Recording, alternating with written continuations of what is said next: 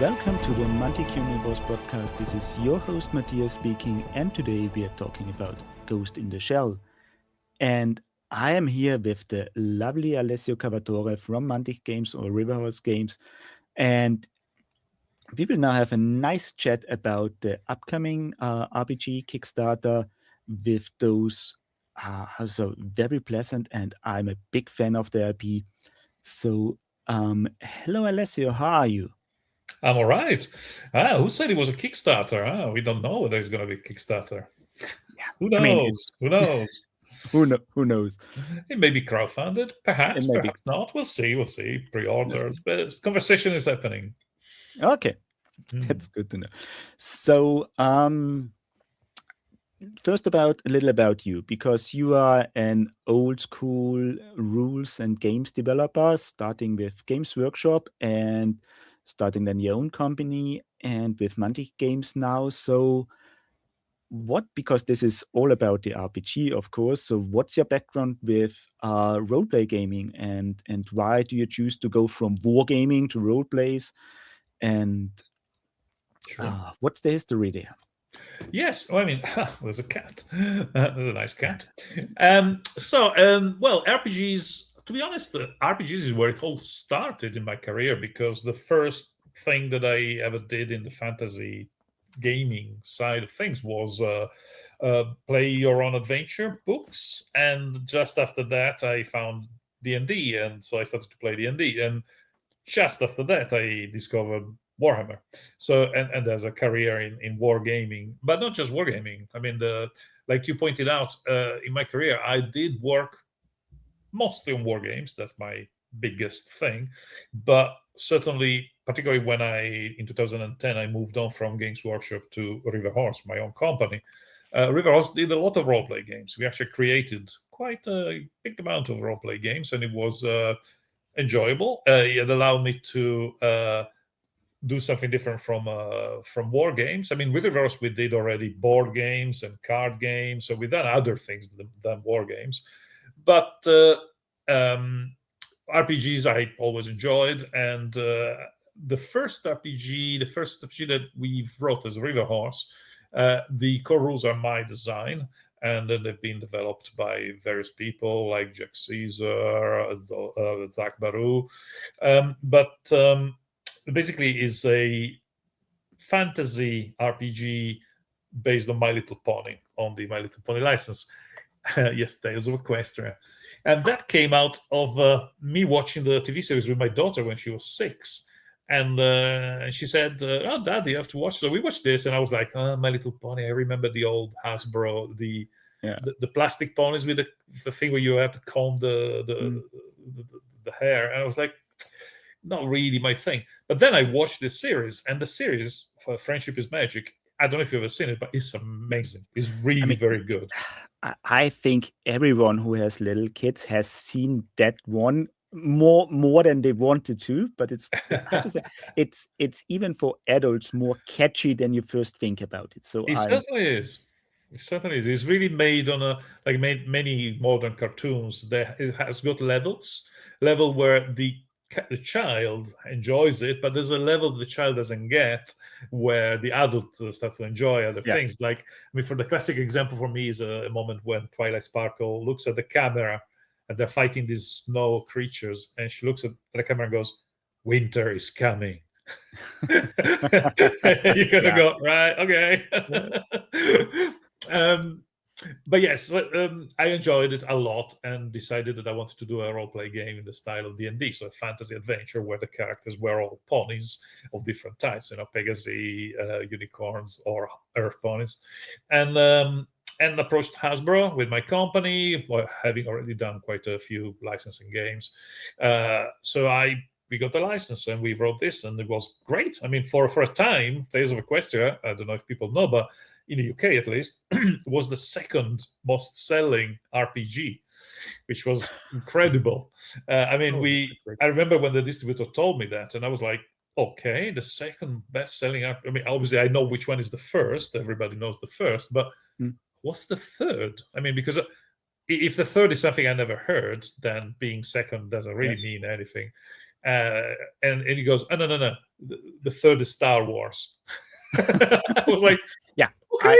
I can totally see how My Little Pony is outselling Star Wars, because there's a big fandom of that one, even from kids who grew up and then became adults and still like the shows, and because it's that lightweighted thing.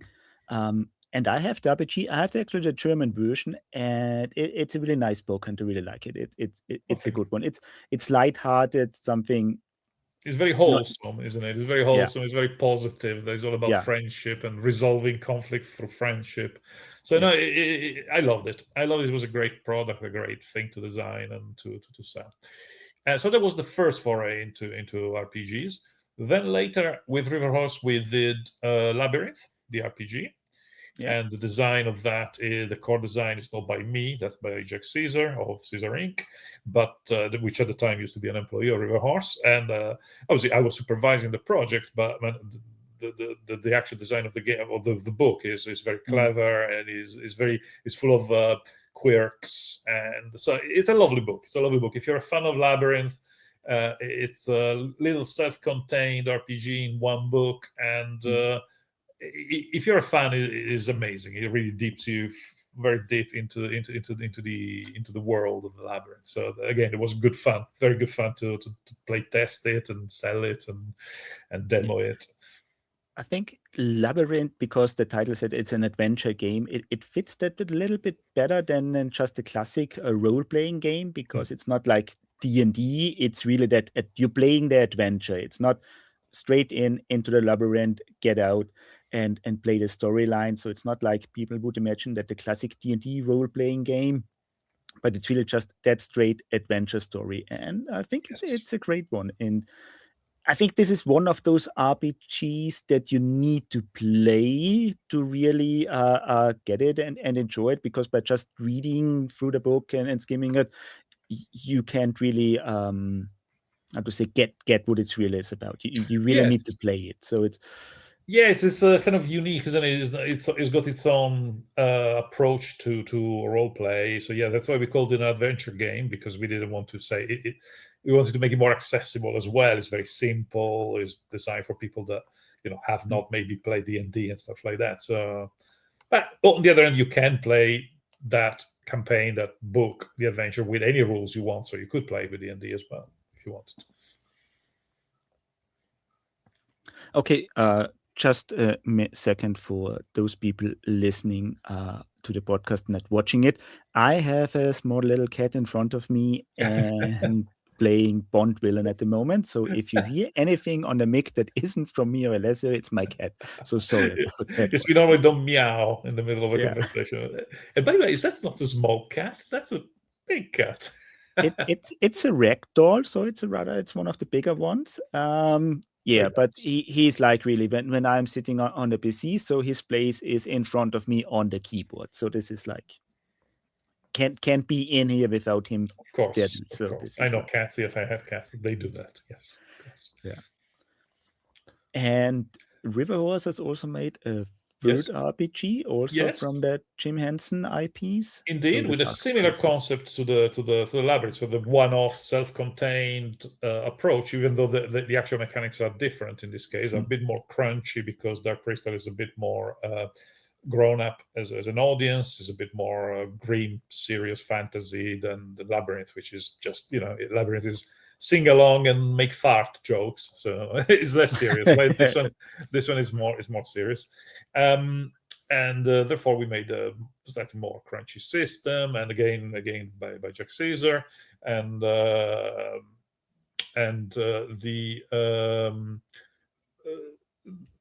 the book again is lovely. I mean, the contents, the illustration, the little quirks, transparent pages. Those two books are very much collector items as well as games. So quite a few people have bought them just because they love the books as opposed to play the games. They just read through them almost like you read a novel.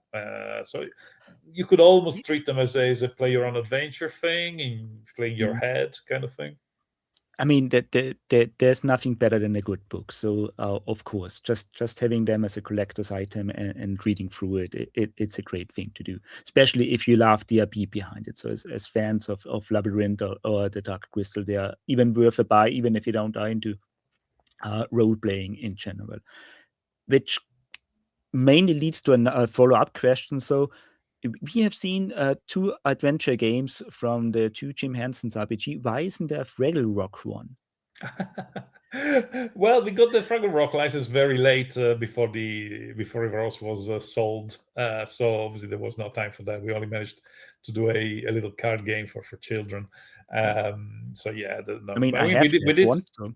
We almost made a Muppet RPG once. Ooh, that's what. Come on. It was actually a very weird thing because again, it is.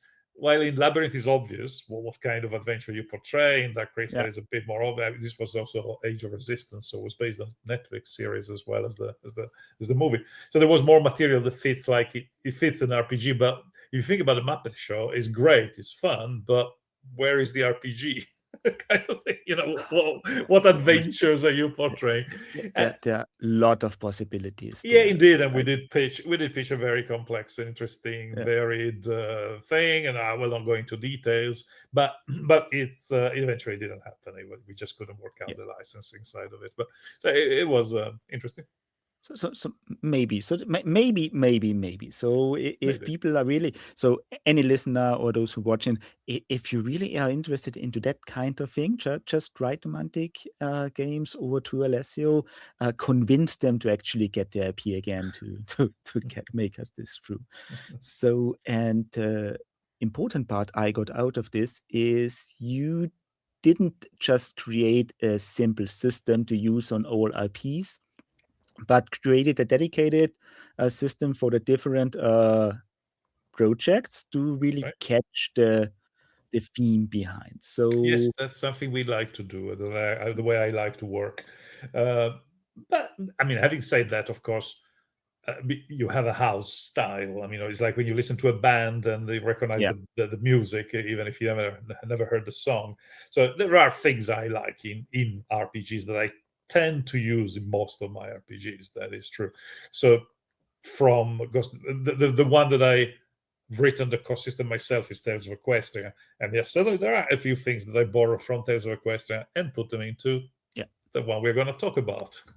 So keep the good ideas and adapt to the new setting. Yes, obviously, indeed. It's a good thing. So because this is now the big follow-up question. So, and this is now, I guess, from me. So, Ghost in the Shell, this is going to be your own developed system, again fitting the theme and not based on something else. Very much, yes. It's not an existing system. I stole a few ideas, of course, from Tales of Equestria, but that's because there are core role-play game elements that I love, and regardless of the system, regardless of the IP. So some bits, yes, but certainly it's definitely a very different system from Tales of Equestria. We couldn't use the same system. It would have been yes. I'll give you a very simple example of why is that in Tales of Equestria there is no combat section. There is a scuffles, like a little bit of disagreement section. While here the combat section is a fairly big part. You don't fight, you disagree and solve the disagreement. It's not with about friendship, yes, which is not quite what happens in Ghost in the Shell. No, it's okay. No, it isn't. I mean, that's an interesting one because it's like now we have My Little Pony on the one side of the spectrum of the animated comic series, and Ghost in the Shell as a very serious, more dark on the other side. See, yes, but this book is based on the original manga. Our license is the original manga by the author, by Masamune Shirow himself, the very first installment of Ghost in the Shell. And there is a lot of humor in it. That's the thing that actually didn't carry so much with the animation and all the other things they did through the many years. But the very original 1990s, early 90s, late 80s, it was an element of fun, of humor in it. And so we did carry some humor. It's definitely not. It's not Tales of Equestria. You are correct. I mean, that's how to say, there are those genres that are very serious, but don't have a humor in them don't feel realistic. Mm. I mean, at least this is for me. I'm from Central Europe. We have this very dark humor in bad situations anyway, so we are used to that kind of thing. So at least for me, if the humor is missing from a serious setting, it doesn't feel real. So it's a good thing that this is there. So I appreciate that take on it. And so why Ghost in the Shell? Is this something you choose, or you were just given the project from a different source, or was this a request that you offered to Mantic? I was totally me. This license was acquired by River Horse at the time before selling it to Mantic, so it was a project that I was going to do as River Horse myself. But then the company was sold to Mantic, and therefore Mantic inherited it. But so why Ghost in the Shell? And honestly, like a lot of the things that River Horse used to do, they're not so much based on commercial ideas, but on my personal passion. So yes, I am an uber fan of Ghost in the Shell, particularly the manga. The manga that at the very start, that started it all, so many years ago. I remember picking up that manga, and in Italy was published serialized, so you would get like the first episode, the first little few pages, and then again every month you get and I couldn't wait for the next month. It was just like it captured me so badly. I was, kind of like, oh God, when is the next issue coming out? I can't wait. So I love the story. I think is incredibly. I mean, and also it was in the 90s, and it dealt with things like artificial intelligence and cyborgs and cyberization, artificial limbs. So. And what it means to be human versus when does a machine become sentient, all stuff that today is so relevant. And it's a seminal piece of work. It is like Neuromancer. It is the Neuromancer of the comic world. So it created the cyberpunk comic effectively. Yeah, there were some examples of this before, but it really went so deep in detail because the author, Shiro Masamune, is very strong on detail and explaining everything, and it's really archetypical, I think, and asking different questions, because if I got the Western, if I say the Western, the American approach was different to the European approach to the topic, and now with that manga, there was a very philosophical approach to asking the question: what is real? What is what is the goal? What is the soul? Is it really a sentient thing? And are you, just because you're self-aware, are you a real human, or just a machine, and things like that? Yeah, so, I mean, there's really deep stuff. Like, for example, if you think my brain, what am I? What are we? Yeah. We are machines. Yeah, I mean, we have a brain which is inside this machine. It's made of flesh and blood and stuff, but it's still, the brain is connected with this hand. I look at the hand, I go, this is my hand, because my brain is looking at it, and I can feel, I get some input to my brain by touching like this. And in the manga, the characters go, but if I was a cyborg, if it was artificially made, but I would be looking at my hand and I would get some input from these two. What's the difference? Yeah.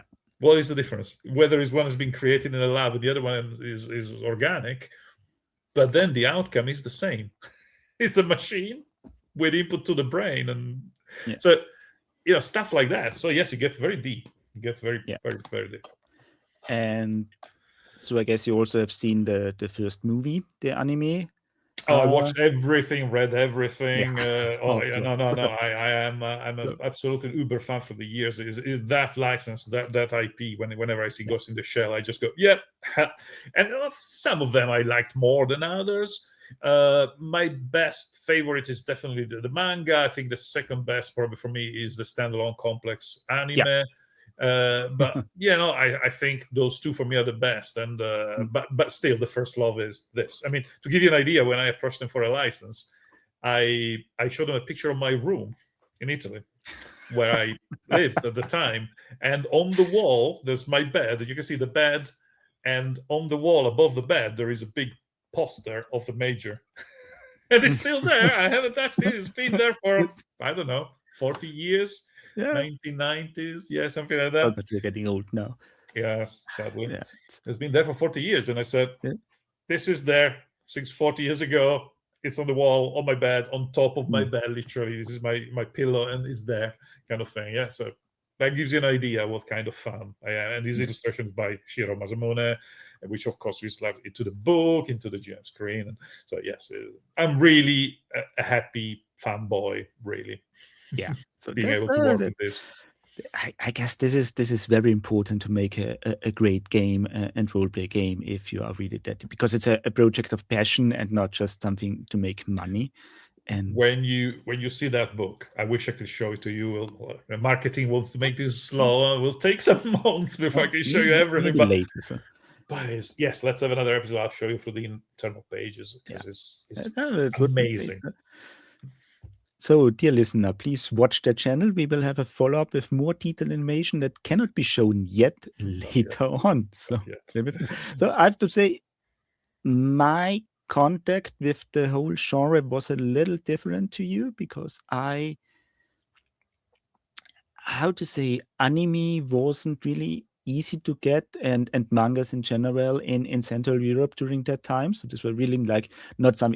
By now you can get them in every bookstore that is around. Will have a manga section, and the popular ones are easy to get. I mean, we have the re-release of the original Dragon Ball mangas that are now ready to buy on the shelf here. So how things changed, and my first contact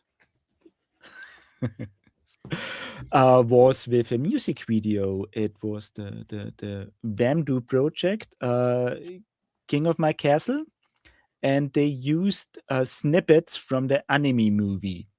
Oh, wow. I thought you were going to say it was the Leiji Matsumoto, what's it called? Interstellar 5555, where the what's Daft Punk. Daft Punk Yeah, did Daft Punk. Yeah, that's the that came album. later. So it was like this was the it was actually I need to check which place it made, but it was in the charts. So it was a popular song, and with the youth of the time, you were watching MTV and actually in Germany Viva, and they showed the music video, and then it was like, okay, the song is okay, but the anime looks interesting. And then you start digging in. So yeah, where can I get the anime? Okay, it's on DVD, so let's buy the DVD. Okay, it's based on a manga. Let's get the manga from somewhere to read, and then you dive into that, and then of course the standalone complex followed later on. So it's like, so this was my deep dive into it, and I really really liked it as a philosophical approach. And sorry, I had to reach out here in the. Yep. Yes. If you are into this kind of stuff, yep. That film, it's an entire musical film. It's only music. Spot on. Yeah, that's really highly recommended. Yeah. I recommend it too. I totally agree. That's a great how to say, quite unusual. So that Daft Punk approach to making a musical movie is quite a unique one, and it was very interesting at the time. And like I've read it, I think years later when one of my friends discovered it in my house, just watching it and go by it. Oh, that's a whole movie. I thought this was just a single song. It's like, no, it's a movie. We need to watch it. And it's a good movie. It's a good movie. It's very romantic and adventurous and funky. Absolutely. Yeah. Interstellar 5555. Yeah. The story of the secret star system.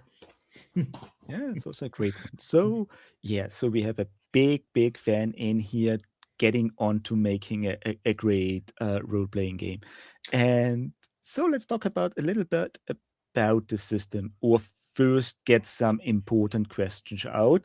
One of our user questions from a Discord was, how long have you been working on it? We started the design just after getting the license. I think it was 2024, if I remember correctly, something like that, with River Horse. But then, of course, there was a moment of where all my time and energy were diverted into the whole process of passing on River Horse to Mantic and to Ronnie. So that kind of blocked for about a year. The project froze the project for a year, but then when finally we managed to sort out, and then the license was transferred to Mantic, and the project was restarted, and here we go. Now it's finished, ready. It's I can't wait to share with people, because really I think I should point out that I've done the core design of the rules, but I've been helped by Zach Baru. Zach Baru that worked a lot on projects from River Horse before. He works for River Horse for a while, so it's somebody we know and trust, and a very good writer. He's got his own RPGs as well. Check his website, Animon is called. So have a look. So basically, Zach is a professional and consummate professional rather at writing RPGs, and basically we have a very good work relationship. So I said, Zach, I need help with this.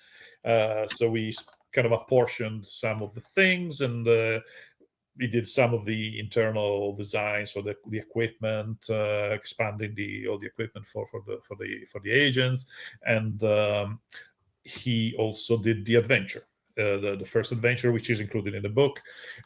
So yeah, he did a lot of work on it, and also very sophisticated kind of alignment system. It's not really an alignment, it's more like what motivates your agent and the conflict that is in every Ghost in the Shell character. You kind of have two elements that are in conflict in every person, and so it's a sophisticated way of doing something similar to the alignment, or rather the motivation of your character. But so this is much more a role-playing game than an adventures game. Oh, very much. It is very crunchy, it's very detailed. It's got, the combat system is hyper detailed, because I want, and lethal, because I really wanted, basically my idea is that the characters are trainees in Section 9, and so you don't play as the big, you could play as the main famous characters, the stats are there, but it's more there to create okay, look at them up there. One day you may become as cool as one of them, as good as one of them, but you start as a trainee. So you're a competent cop or soldier, or something like that, or a hacker, and you get recruited by Section 9 because you are competent at what you do. But obviously they need to train you. You start to get, you get trained by battle and all of that. So you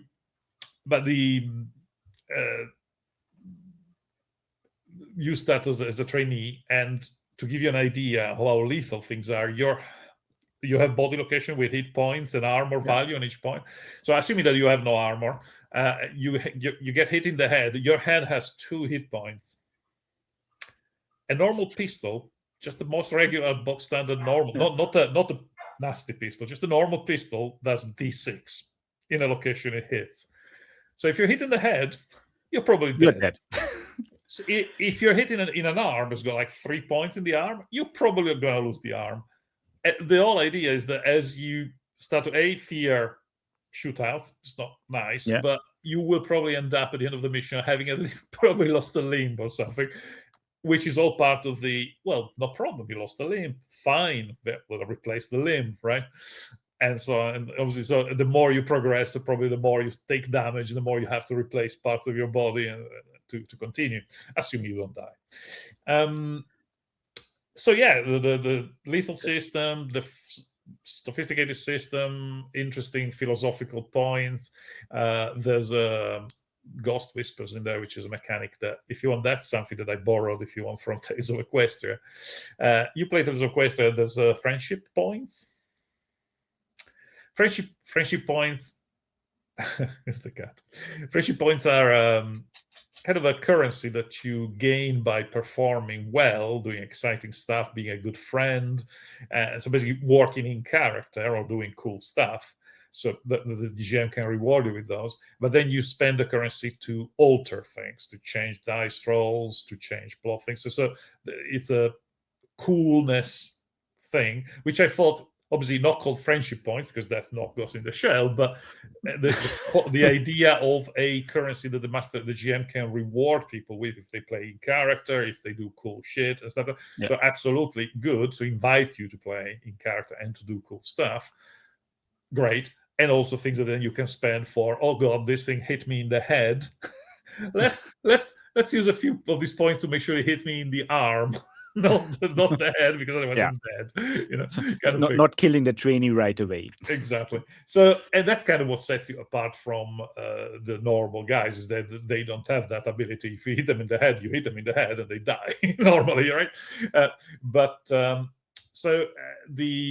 And I call them ghost whispers, ghost whisper points, which basically is a hint at the fact that in the manga, the major does say a few times, is my ghost is whispering to me. So her intuition, why should we do this? She says her ghost, her spirit, his soul, is whispering to her, is suggesting things. And later on in the manga, you find out that actually there's also the Japanese supernatural agency that manipulates also the psychic powers and stuff. And there is this ghost entity that follows her and is later starts to talk to her telepathically. So you kind of go, are these ghost whispers just intuition? Are these ghost whispers a different level of conscience? Are these ghost whispers literally an entity that is talking to you and helping you, like, guardian angel or spirit guardian, whatever? So it goes in fairly mystical, like the manga does, and allows you this cool way of doing it. And that's a good example of adapting a rule mechanic, making it appropriate to the system, to the spirit of the thing. So. And it sounds really so I already really love that one. So this is something that really fits the theme, and it's also an engaging mechanic. There's a few things in there that we found when we were playtesting very, very cool. I mean, the fact that there's no classes, so it doesn't feel like I'm that. You have skills and you build your skill set, and even some traits or some negative problems, issues with you, so you kind of create an interesting character which has problems and has got skills and abilities in different things. And you will take a job. You may become an experienced sniper, but it's not like I am class sniper. No, I am a guy that is good at, look at how many skills I have in long rifle and blah, blah, blah. And I have a cybernetic eye. So all that kind of stuff. So it's freer. It feels more realistic because there isn't like you're the sniper, even though people tend to fall a bit into that, of course. I want to be a super hacker. I want to be the medic. I want to be whatever. I want to be the Yakuza type, kind of underground criminal guy. But so there is that. But also the other thing which we really enjoyed was that in between missions, in RPGs often you have your own equipment. You try, I have this, and this. Well, here, no, you're a trainee of Agent for Section 9. You're going to go, you have to go on this mission. This is the brief for the mission. That's the armory. That's the armory. Go wild. Take what you need. Oh, you cannot have Fuchikomas. You're not important enough to get Fuchikomas yet. But all the rifles, all the armor, the clocking thing is all there. The listening devices and blah blah blah. So you equip every time for the mission, which is very cool. It's always a cool phase where all the guys goes, last time I took the assault rifle, but I thought actually something like maybe I prefer a sniper rifle, blah, blah. No, I want to go close in, so I'll have a knife and a pistol. And I take the clocking device. And everything has points values. The equipment has points values. So again, if you take a total, one of those super clocking suit, then you're not left with a lot of points to buy weapons. But if you want some really giant gun, then you don't have the. you can't carry everything at once. Yes, so this is not all the best bits. It's like, all right, you want that? That's very expensive. Yes. You want the camo suit? So. So the main point of the story is, if I get that right, is you start as a trainee in Section 9 and then progress up the hierarchy, get tasks set by the higher ups, get out on the streets, carry out your missions. And progress. And every time you conclude a mission, there is a set aside time when you rest. And what did you learn? What did you improve? So there's an experience system with classic level up, or is this a more free? There's a time in between missions where basically, when you finish the campaign, we finish the Yeah. mission, that there would be a moment where you reflect on what you've done and learn and get taught other things. Or so basically, some of your skills will go up, some of your abilities or physical abilities will go up. You get some improvements. So there is a phase also. Again, you replace some arms you may have lost during the mission if they saved you in time. But yeah, so. There is a suddenly your character becomes better because we wanted to keep which is slightly not so realistic in the fact that obviously probably you become better faster than you would in reality, but you have to do that, otherwise it becomes boring. You want your character to develop, right? You want your character to become better between each mission. But it's not a structure level 1, level 2, none of that. No. You develop skills and how would I describe? I would say that it's a very realistic role-playing game, because like the lever system, one headshot and you are dead. If you're only in character and are lucky to have your ghost whispering to get you out there. So this is a hint that says duck, get down. It's like, oh. It's very Matrix-like. It's like, oh. Yeah. Yes. So, but it also feels rather grounded and in that kind of thing. So less how to say, fantastical, and more really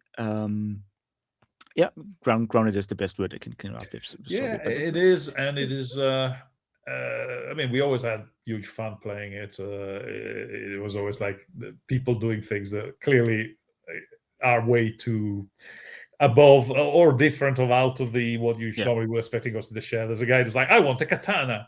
I was like, no, guns, knives, yes. Swords, don't really see swords, really, because Ghost in the Shell is a realistic setting. People don't go around with swords, realistically.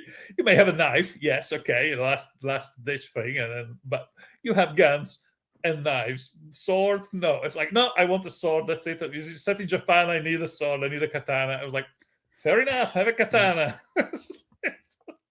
Yeah, and if you're in Europe, you need a knightly armor. That's like, not that. Yes. Okay. So, how do you? I mean, so I have to make the shout out that game is actually play tested. So this is something not and approved. No, absolutely. That's important. So, how do you balance shooting in general? Because what I got from a lot of games is that they use a melee or close combat a lot, because that's easier to balance things out. Because like a sniper killing your whole team from afar is something easily done and hard to avoid. So how do you balance those things out in a grounded game? Well, obviously, because it's an RPG, there's always an element of doesn't need the same level of balance as a competitive game, where obviously I'm used to design. You have your game master who can sort things out. Sometimes it's more about how evocative things are and how cool things are than because. But on the other hand, it is like you're saying. It's interesting the difference between melee, not making melee like too good or too bad. You want really, again, realistically, you want people to choose firearms, right, over knives. But again, in desperate situation, and if suppose you're a cyborg, you're like the major, you have full body cyborg, which again is so much more powerful than a partial cyborg, and that's explained in the comic. There's a bit in the comic where Bato, when the major is talking to one of her friends that is a designer, and there's a bit where there's a little, again, a comedy version of Bato kind of representing what she's talking about, and she says, well, you could have a very powerful artificial arm. This can can do 17,000 Newton of power, pressure, things, etc. Super powerful. However, if the only part that you have cybernetic is the arm is still plugged into a bone and flesh socket. So if you try to lift a car, your arm will come off your body. your body will go.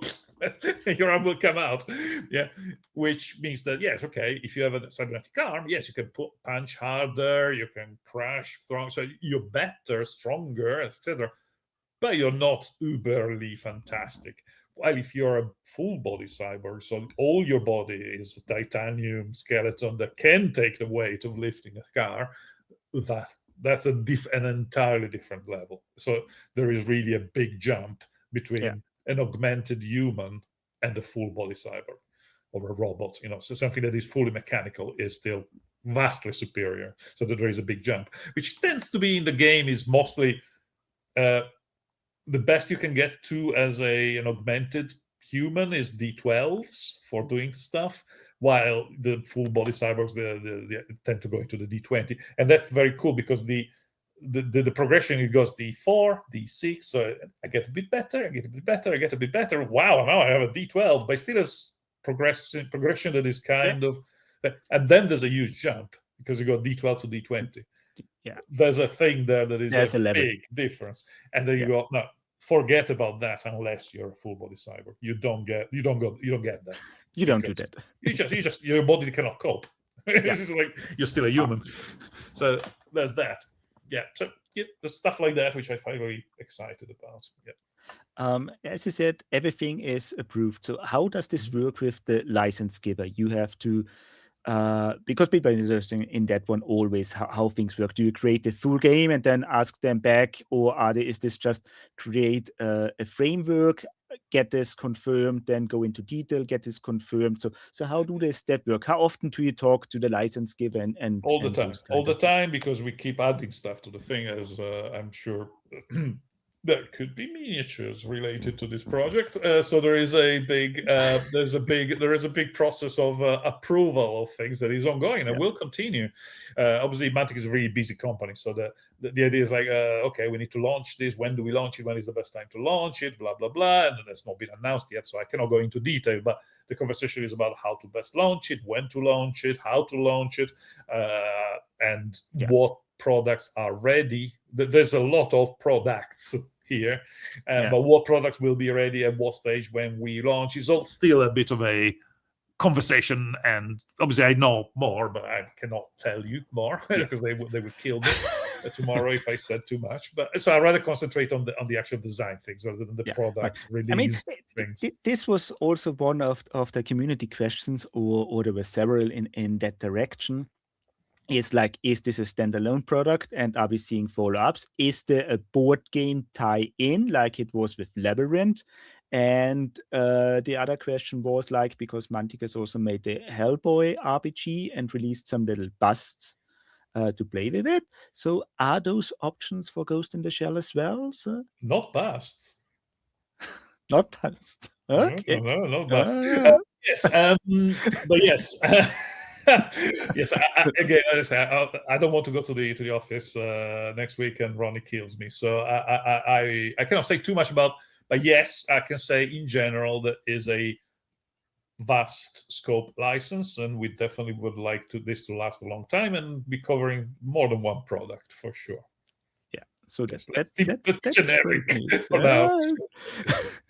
Generic enough, because we kind of we know what Mantic is in general doing, and the one comment I have seen from the German communities was when they saw, oh, it's just the RPG. I wished it would have been Dead Zone for Ghost in the Shell.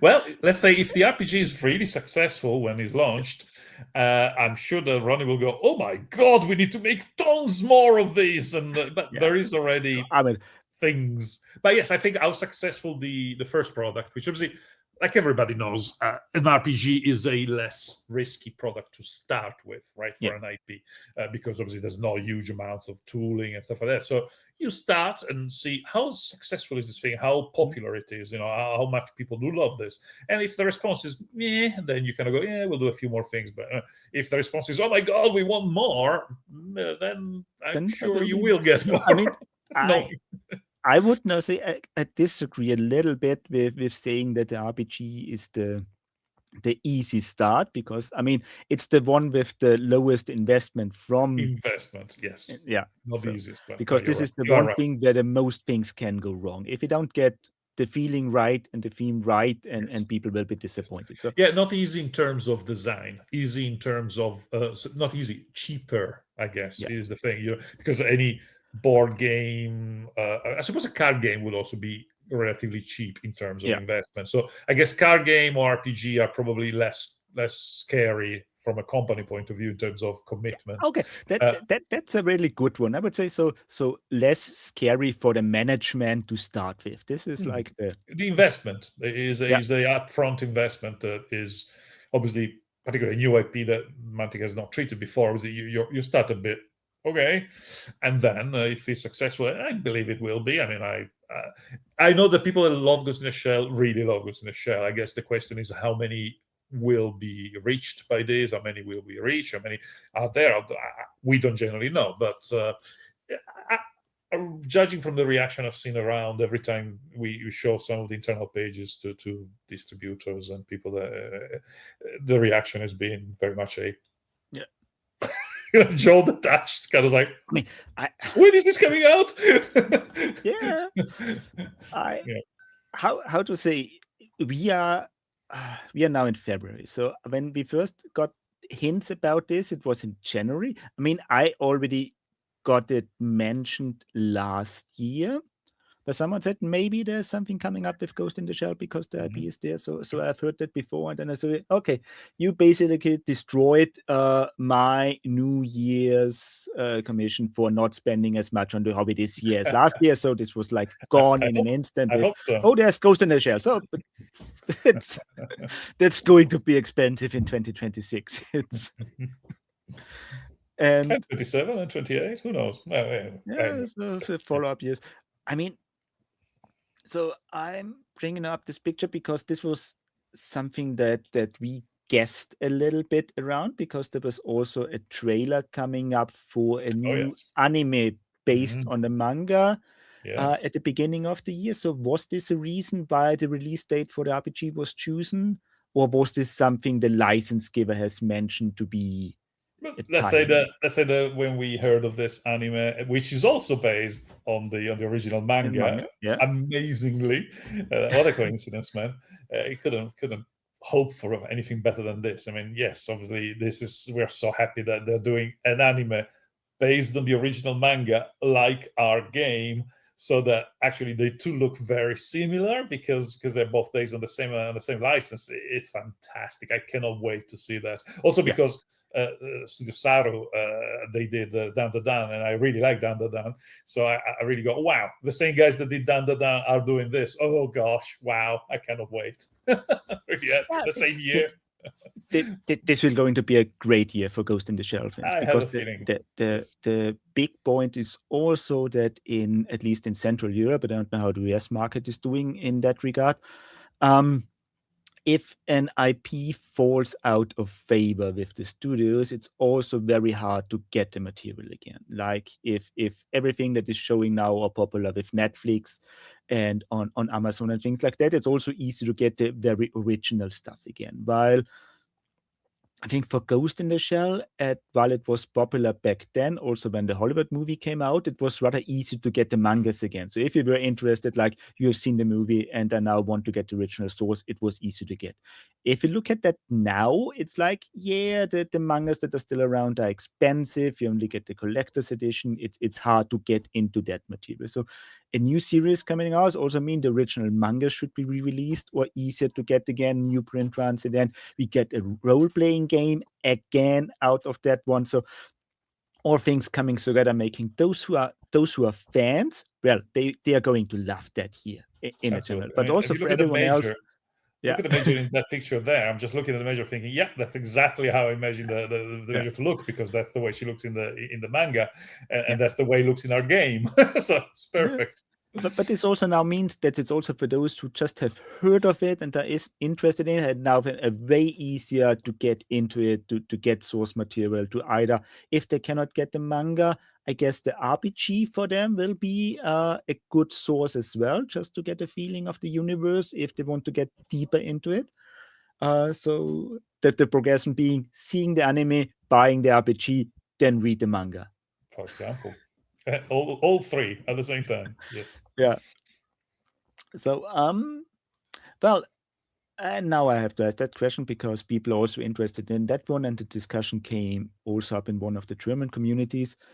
Is there's already another Kickstarter with Ghost in the Shell Rise out there for an RPG? Have you heard about that one? Yeah, I heard about it. Yeah, so I guess that's on a rise. Spin-off series that came out, I don't know, a few years ago. Yeah, Don't know about the system. I haven't looked into that, but yeah, licensing is like that. Some people, yeah, similar yeah, projects, similar universes, but yeah, definitely the big difference is that's a rise. Ours is Ghost in the Shell, the manga, the original, based yeah. on the original anime, the original manga that started it all. So for the fans of the original, so I guess this is the right product to choose. While the other one, pretty sure there are people who like Arise more. So personal taste and preferences out there. So you Indeed. you get it. Those who like Arise, you have your RPG, and for us, those who like the original are big fans of the manga and things like that. We also now have our RPG. So it's a great thing for everyone involved. So everyone can get Also Ghost in the what the way they. Shellness. Ghost in the Shellness. Yeah. Okay. So and also the obvious question, because I mentioned the German communities a lot, it's like translations. I Ah, know Mantic isn't doing them themselves, but are there already partners in there? Is there a maybe for things there like that? there are. I know we are in talk with quite a few different languages partners. I don't think I can say at this stage who they are because it would be premature. I don't think they signed all the deals yet, but yes, there definitely are conversations happening. Yes. That that's really great news, because this is also like, I how to say, even if people prefer English to read, for us non-native speakers, if it's late at night skipping through a book and going for reading it, natural language makes just things much easier in that regard. So it's like, On the other end, this is should be in Japanese, really, to be original. So we're all reading it in a it's different language. obviously. Even in English, it's I not the mean, original. I'm pretty sure there are people out there now demanding a Japanese version just in case to have it, Yeah, no, it even would if be they don't great. understand it, just to get. Yeah, I hope there will be a Japanese Yeah, edition. I would definitely love to see one. Mhm. definitely. So, dear listeners, if you request some special languages or translation or versions out there, please reach out to Mantic and write them, and on the Kickstarter, if there's a Kickstarter, give on your commands to say to push what products you want to see in future, what translations you want to see, and what you really want to like to spend your money on. So get that involved. And a very different question that came up is, do you actually play your own games? I mean, you do during the development, of course, you do the playtesting and things like that. But Mhm. after that, do you come back to some games, playing them again or not? Or is there Yes, a favorite of your games that you still play? I have phases. Like everybody has phases of you have phases of your life where you play a lot of one game, then you play a lot of another game.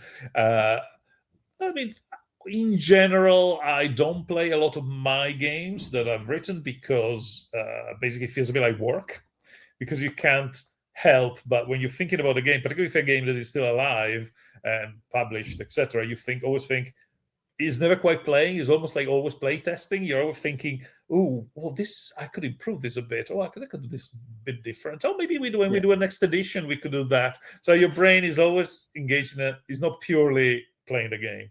It's not the same thing. But having said that, I occasionally go back and play some more games for sure. I mean, I guess my phase at the moment, speaking of phases of life, I probably because I'm old, I like historical wargaming, so I'm playing bolt action a bit as a I go to tournaments and stuff with bolt action. Yeah. So that's one thing that I do play as a hobby, as opposed to. But even what I just said is true that whenever I play bolt action, there's always a part of me that's it's kind of going, "Am I working here, or am I playing for fun?" Yeah, it's never I quite the mean, same thing. I, I I really would expect that this would be also for the people you are playing against, like, oh, I'm playing with the guy who has written it. you know? There are some funny stories there. Some funny stories where you get the guy that doesn't recognize you, and so it happened. That I'm playing this game. I don't remember, it was both Games Workshop stuff, Bolt Action, Kings of War stuff. But you're playing, and the guy doesn't know who you are, and you play, and then some of the chief umpire of the tournament comes to the table and goes, "Alessio, sorry, they asked this question about this rule, blah blah blah blah blah," and And I go, no, actually, there, I'll see on page 17, it says this, and that's the answer is there. Oh, okay, cool, yeah, thank you. And walks away. And my opponent goes, why is the chief umpire asking you about the rest? I go, well, yeah, I've written the game. And he goes, he's like, oh, I didn't know. I'm so sorry. And I go, well, no, don't be sorry. It's great. Actually, because if you play with somebody who recognizes you, there's a ghost there. There is I'm playing the guy that written so it's a bit. But when somebody doesn't recognize you, then actually he's just playing a game. So you can just play a game, and instead of saying, oh, you know who I am, So, dear listener, sorry about that. I needed to open the door for my kids to coming home because someone locked it in. Yeah. I was saying how good it is. I was saying how good it is sometimes to play somebody who doesn't recognize you, because then you're more relaxed. It's more even. I mean, I have, how to say, the first time I have met you in person was at the Clash of Kings tournament in Nottingham. I think it was 23 or 24. I'm not sure.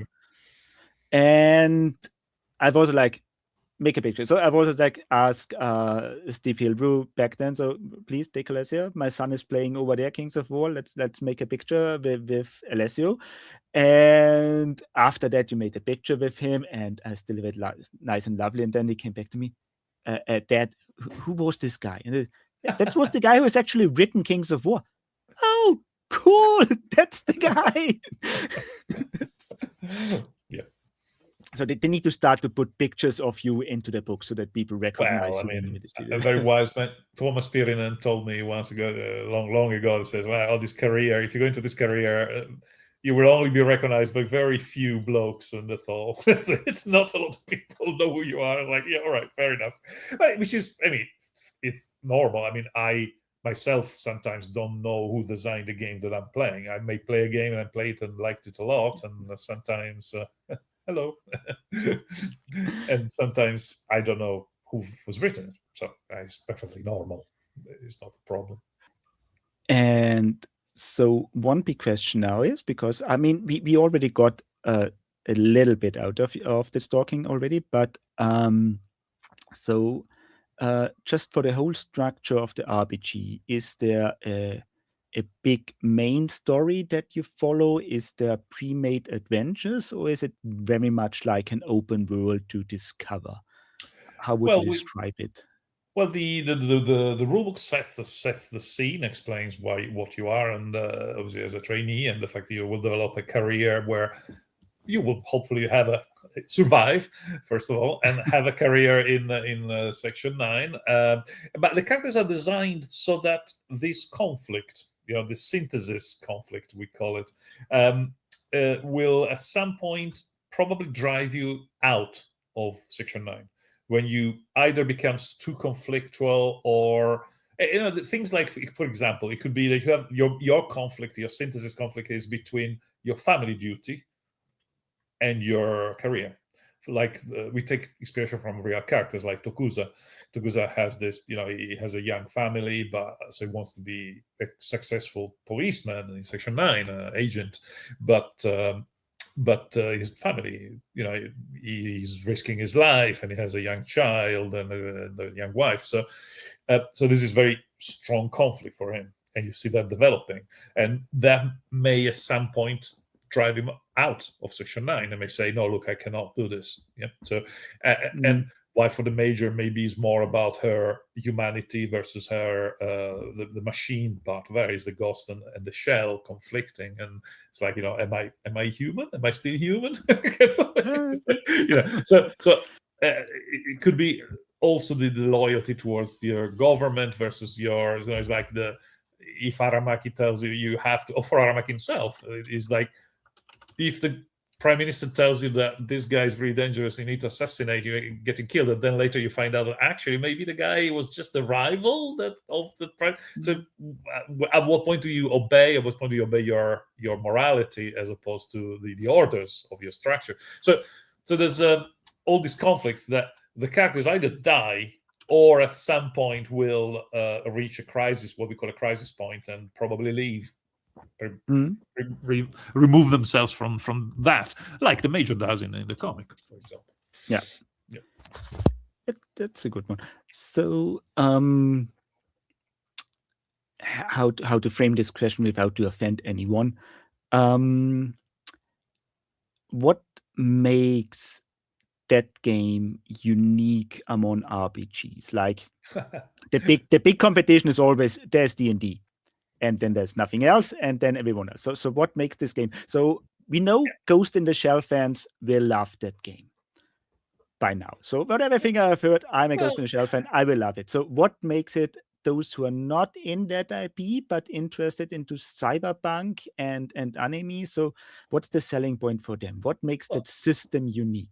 from a setting point of view, I think the way to look at it is that this is a seminal work. This is like the Lord of the Rings for fantasy. This is Yeah. what the Ghost in the Shell for cyberpunk, particularly anime, Japanese style cyberpunk. This is the one of the archetypical works. So it is very, very well researched. It's very well written. And I think the mix of action, introspection, and humor in the setting is unmatched. I don't think there is anything like that. So I would say I'm a fan. I'm a fan. I mean, Yeah. the number of times that I read this book and admire the gorgeous artwork. I mean, the fact that there is parts in color followed by parts in black and white, then again color. We captured that and kept that in the RPG. So the book is gorgeous, and it's got parts in color with full art in color, parts in black and white. So we kept faithful to the feeling of the actual anime. In fact, a lot of people said, "Wow, it's like being in the book." I was like, yeah, that was the intention. Every time the designer was showing me a version of the pages, I was like, it needs 50% more artwork. had the advantage that obviously me being a super nerd and super fan meant that I always could. He was like, oh well, he was like, is there a picture here of the major maybe with some damage, because this is the page where we're talking about neural implants and cyberization. I was like, oh yeah, like this one or that one. I was just picked it.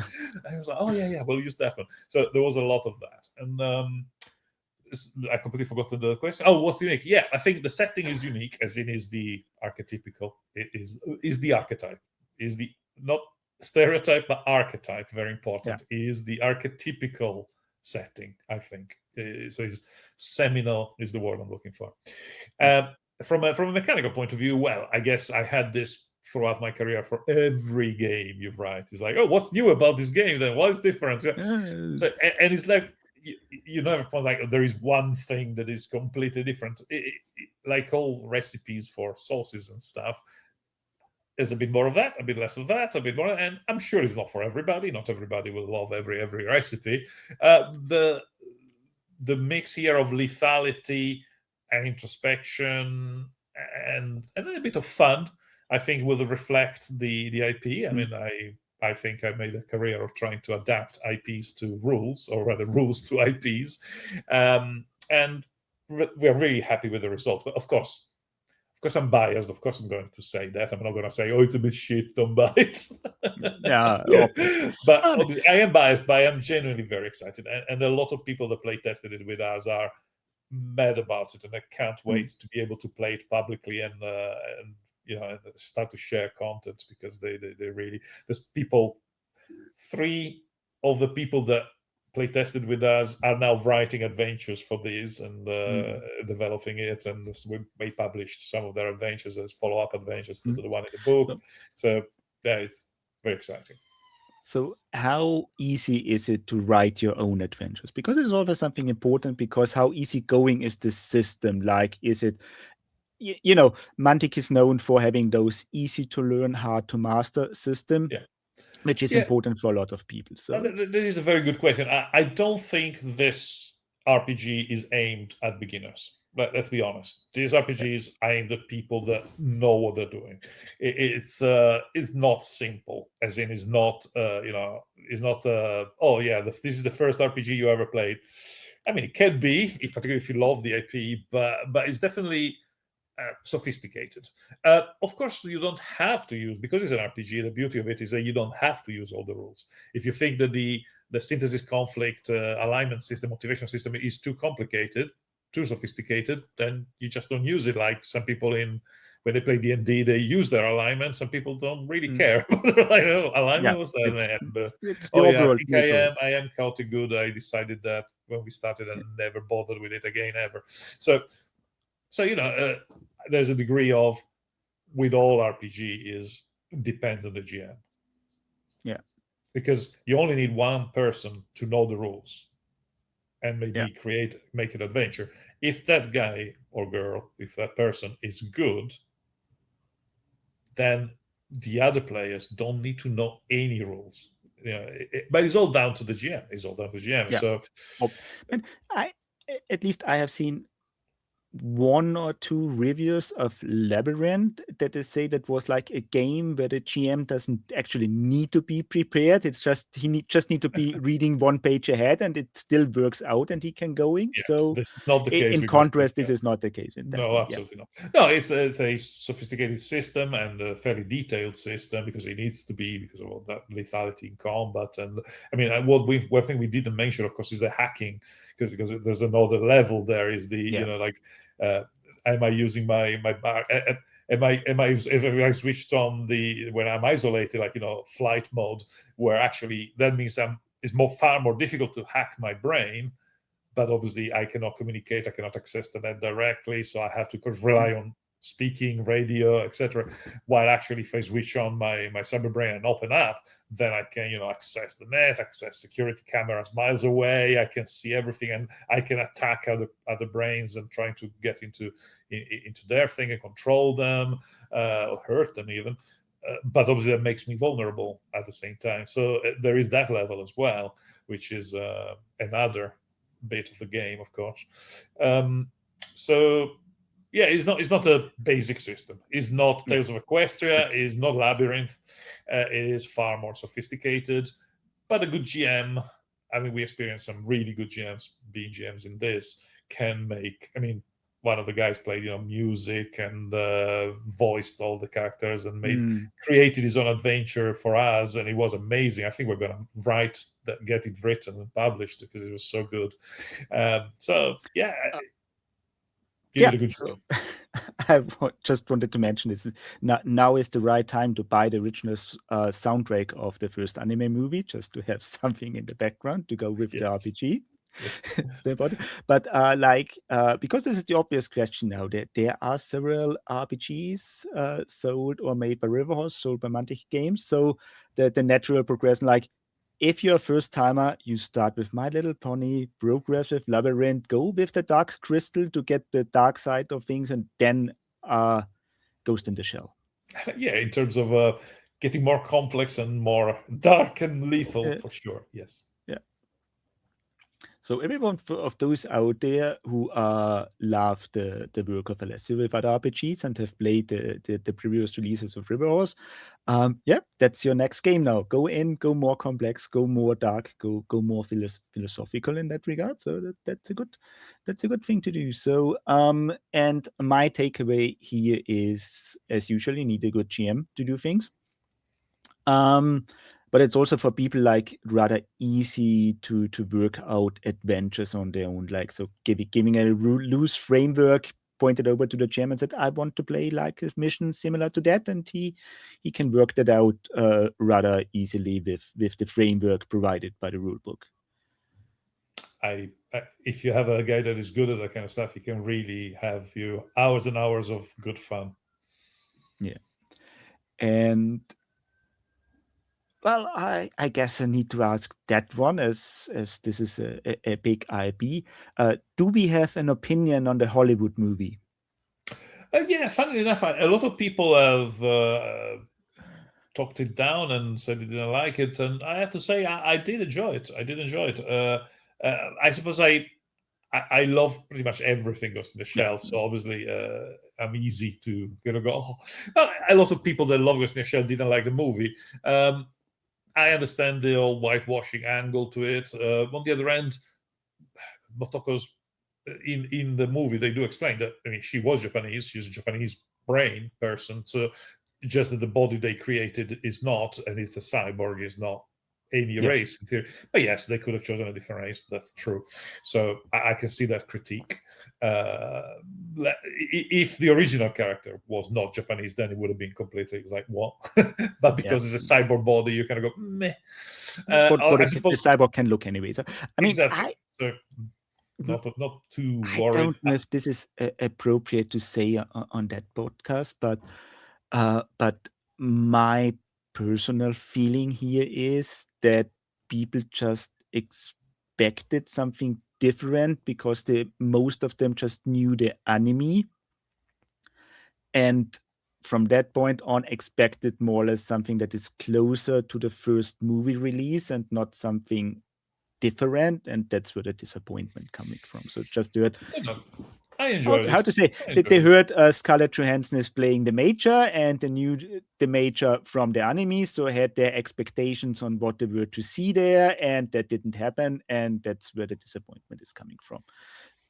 Yeah, But no, my personal take on that one. I understand the critique of some people, but I enjoyed it. I mean, it's not my favorite installment of Ghost in the Shell, but it's not the worst either, in my opinion. So no, it was still a fun. It's a fun movie to watch. Like you don't it. need to watch it every single day anyway. But it's like you have seen it, you enjoyed it. You can rewatch it once in a while. It's still there. So I guess, I mean, obviously, I have seen the anime movie more often than I will see the Hollywood movie. Nowhere, but it's still a movie to enjoy. And I mean, the one thing that I will rewatch once in a while and every time over is the standalone complex. So that's like if you want to watch something over and over again, it's that series. So, and in that regard, and going into a different or a slightly different topic now, what other RPGs have you played? So not the stuff you have worked on, but what are the ones you have played or enjoyed? Because like there's D&D, guess is the obvious one, and what else is out there? I certainly play D&D a lot. I still play D&D every week, pretty much. Play also both with real people online because some of them are in Italy, but also Baldur's Gate 3, very good online playing with people. So D&D for sure, yeah, but also other games that I played, quite a few. So I played Call of Cthulhu, I played Catacombas, which is an Italian one that I don't know. The Schwarzei? Is it it's the Black Eye, the Schwarze Auge. Black Eye, right? Yeah. Which in Italy was released as Uno Sguardo nel Buio, a gaze in the dark, a look in the dark. It was ages past. I played that as well. I played Serenity. I thought it was a very good system. What else? Oh yeah, Paranoia. Very very funny. Yeah. So yeah, that's the ones I can think of right away. Yeah, that's I kind of unexpected that you mentioned the Schwarze Auge or the Black Eye, because I think most people outside of Germany and Central Europe only know this by the Drakensang computer game that was based on that system. There was an Italian version. Uno Sguardo nel Buio. So that's what I played. Yeah, it's because it's also a quite interesting system that is different to D&D in that regard. So how to say, less combat focused and more world building one, if I would describe that in one sentence. And the other obvious question follow up now, what's your favorite edition of D&D? Because I myself are more into 3.5 still, because I think that's the one I'm most familiar with. How about you? Well, obviously now I'm playing 5th, but I started with the red box, the basic, which I don't know what edition that was, but there was the started with the red box basic, then the expert. Let's see if I remember them: blue box expert, companion, master, immortal. Yes, that was the boxes. So yeah, I played that, and we played many years with that. So I guess probably sentimental value that red box is where it all started. Where when you had like 4 classes plus 3 semi-human, half-human. Yeah. That's it. So let's choose one of these 7 things. A simplicity there that I long for, because I always think that people tend to make things more complicated as they evolve them, and I don't think that helps. I don't think that makes things better very often. Yeah. I think it makes it worse. So yeah, I think probably that. I mean, I used to play AD&D, so I had Red Box and then Advanced Dungeons and Dragons. So perhaps AD&D was when I played the most. I played the whole Dragonlance campaign. Rather, when I say I played, I GM'd the entire Dragonlance campaign. So was it 14 modules? All of it. Yeah. It was a big monumental undertaking, and that was probably the biggest roleplay thing I've ever done. Yeah, and I was, I don't know, 20-some-year-old. Oh, goodness. Yeah. Back then in the old days. So maybe even less, actually. Probably started at 15, 16. Yeah, I think it's quite interesting, because I personally like the more open game system in that regard, that are less fixed. Like, I don't even need a class to choose from, just my specifications, and like I want to like a knife fighting skill looks good, and something to go with animals looks good, and things like that. So I don't need a class to progress in a system. Right. So like you will like the Ghost in the Shell. Yeah, because I already heard that one. That's going to be my game, I guess. I mean, the also other question that I think first let's first phrase. I have a very special question for computer games again for you. But first of all, the computer RPG I liked most was Arcanum by Troika Games. It was Arcanum of Steamworks and Magics, I think. It was like a steampunk theme. And the one thing that made that game special was you could play it like from beginning to the end without ever going into any fight or killing someone. Right. Like, you even could go by the end boss without going into a fight or kill it, but just like talking him out of his thing. And this was like Tales of Equestria, really. Yeah. So but it was really like something that different, because an RPG that gives you the option to not fight, because like D&D is most often you need to fight something that is like this.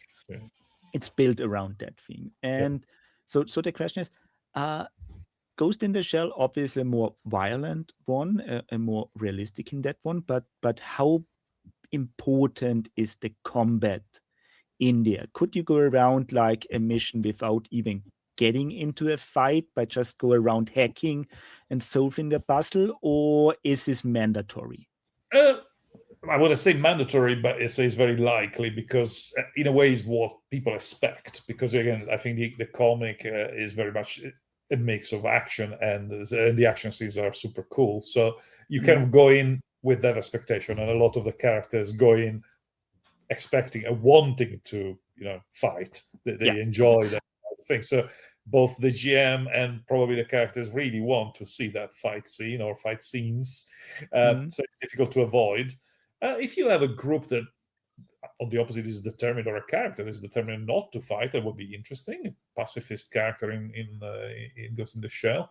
The hacking thing, in theory, if you're incredibly good at hacking, you could go through an entire thing without actually killing anybody. You could just paralyze people and make them forget things, and so I mean, for me at least, this is now an obvious question, because you have the option to get a cloaking device. You can be a hacker, so you don't need to take the weapons if you don't want it, but invest in something else. So is the big question: can I get around it without doing that? Some of the characters that decide to put all their points or the skills into hacking, cybernet, defense and attack, and barriers, protection barriers, and hacking skills and devices. One of the things you can try to buy is that thing that fires a cable, and if you're good enough to hit one of the ports at the back of the thing, or literally you get close to them and maybe paralyze them for a second from a distance and then get close and plug in, because the moment you have a hard connection, then the defense is so it's far easier to get into deeper hacking if you're wired in. But so you can definitely play hackers, and hackers don't need to kill anybody if they don't, I mean, it could be a moral hacker that just does intentionally, just goes, nope, I just, diffuse things, or you could be a completely immoral hacker that actually does the ghost burning thing, where you actually kill people, destroy their brain and their soul, which is is frowned upon. It's not very nice, but so yeah, technically possible, not very likely, certainly not in my experiences. See, for example, the guy that wanted a sword because he wanted to behead people. so not exactly pacifist. No, but it's like, that there are people out there who don't like if the game system forced them to do things they don't like. So I don't think it forces you, but I certainly invites it, because it's kind of part of is a big part of the IP. And I mean, there was a time where we thought whether we should have put a certificate 18 on the game, because it depicts fairly green choices and violence and political assassination and stuff like that. But perhaps not. Yeah, certainly we remove some other graphical element that are not we cannot use. I mean, how to say this? There's I guess a difference in the rating between what's a European release and what's a US release in that regard, because the other have more problems with the sexual content, the other is the violence in there. So yes. And in that regard, so I can understand that one. And well, at least marking that it's been for adults, but I don't know if there are a lot of young fans of the IP out there, or if everyone it's fairly obviously not soft child friendly. I mean, look at the cover. It's definitely not exactly. This is for children. I mean, it's not for children.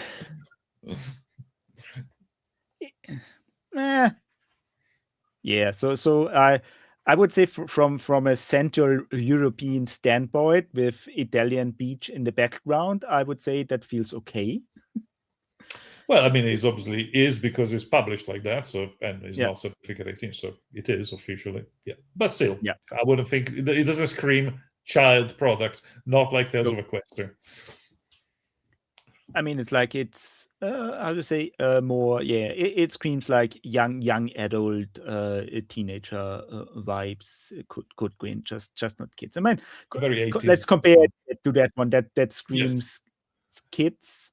Yeah, but also some adult curiosity out there, because if you see that cover as an adult, you say, "Oh, I may want to know more." This is for the My Little Pony RPG. So. Obviously, sorry for those people listening and not watching. We will try to put all the covers and things as links into the description of the podcast. So for those listening, that you get everything as we talk about there as well.